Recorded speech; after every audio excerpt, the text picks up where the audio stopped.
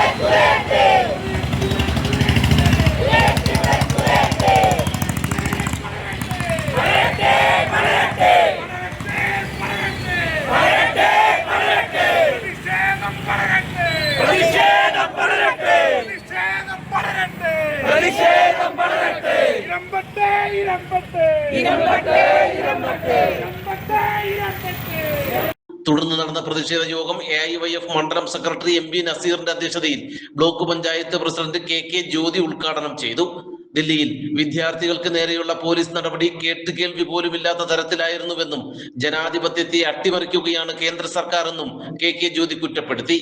NEET പരീക്ഷയുമായി നടന്ന ക്രമക്കേടുമായി ബന്ധപ്പെട്ട് 2001 മുതൽ 2005 വരെയുള്ള കാലഘട്ടത്തിൽ ഏകദേശം 93ഓളം കുട്ടികൾ ആത്മഹത്യ ചെയ്യേണ്ട ഒരു കാര്യം നമുക്കിടയിൽ നടന്നു, നമ്മുടെ രാജ്യത്ത് നടന്നു.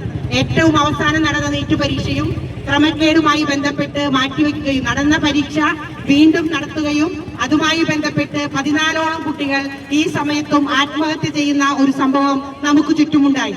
ഇത്തരം ക്രമക്കേടുകൾ നടക്കുമ്പോൾ ഉത്തരവാദിത്തപ്പെട്ട ഒരു ജനാധിപത്യ ഗവൺമെന്റ് അതിനെതിരെ കാര്യക്ഷമമായ അന്വേഷണം നടത്തി കുറ്റക്കാർക്കെതിരെ കർശന നടപടികൾ എടുക്കണമെന്ന് ആവശ്യപ്പെട്ടുകൊണ്ട് തലസ്ഥാനത്തും രാജ്യത്തെമ്പാടും നടക്കുന്ന വിദ്യാർത്ഥി യുവജന പ്രക്ഷോഭങ്ങളെ അടിച്ചമർത്തിക്കൊണ്ടുള്ള ജനാധിപത്യ വിരുദ്ധ നിലപാടാണ് കേന്ദ്രം ഭരിക്കുന്ന മോദിയുടെയും നേതൃത്വത്തിലുള്ള ഈ ഗവൺമെന്റ് നടപ്പിലാക്കിക്കൊണ്ടിരിക്കുന്നത്.